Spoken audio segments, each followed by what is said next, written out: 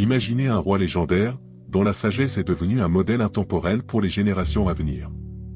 Salomon, fils de David, est connu non seulement pour sa richesse et son pouvoir, mais surtout pour sa sagesse incomparable.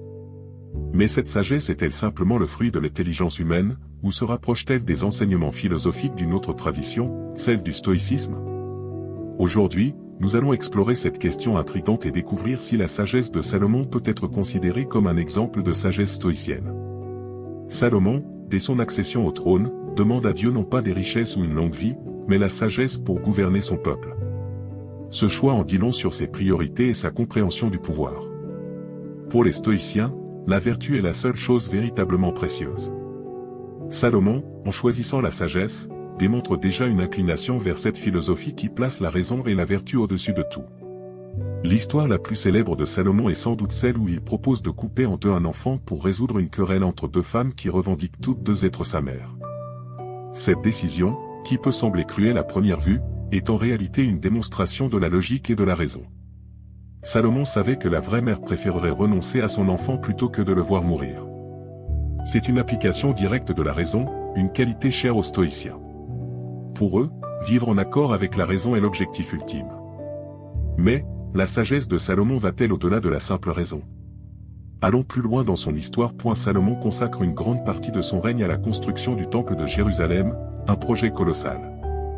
Pour les stoïciens, la discipline personnelle et la piété, comprises comme le respect des dieux et des traditions, sont essentielles. Salomon, en poursuivant cet objectif sacré avec une détermination inébranlable, montre une discipline digne des plus grands stoïciens.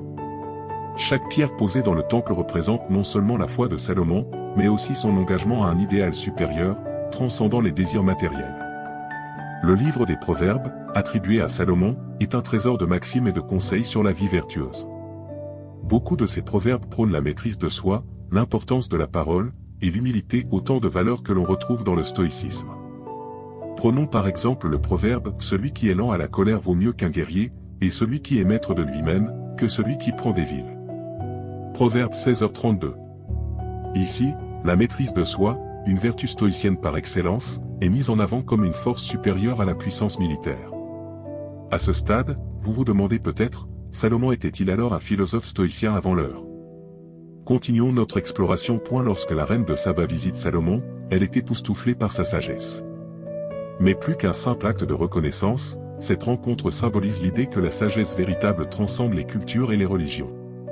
Pour les stoïciens, la sagesse est universelle et accessible à tous ceux qui la cherchent avec sincérité. Salomon, dans sa rencontre avec la reine de Saba, incarne cette idée d'une sagesse qui parle à l'âme humaine, quelle que soit son origine. Malgré toute sa sagesse, Salomon n'était pas à l'abri des erreurs humaines. Vers la fin de son règne, il succombe aux tentations, épousant de nombreuses femmes étrangères et permettant l'idolâtrie dans son royaume. Pour les stoïciens, l'excès et l'attachement au plaisir matériel sont des pièges qui éloignent l'homme de la vertu. La chute de Salomon est une puissante leçon sur les dangers de dévier du chemin de la vertu, même pour un homme aussi sage que lui. Finalement, l'histoire de Salomon nous montre que même les plus grands hommes peuvent tomber s'ils s'écartent de la voie de la sagesse. Mais elle nous enseigne aussi que la vraie sagesse, qu'elle soit d'origine divine ou philosophique, réside dans la quête constante de la vertu, de la raison, et de l'équilibre.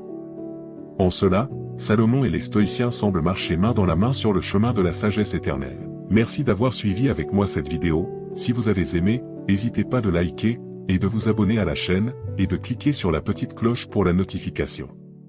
Merci pour le soutien de la chaîne, ça me fait plaisir que vous êtes là à me suivre.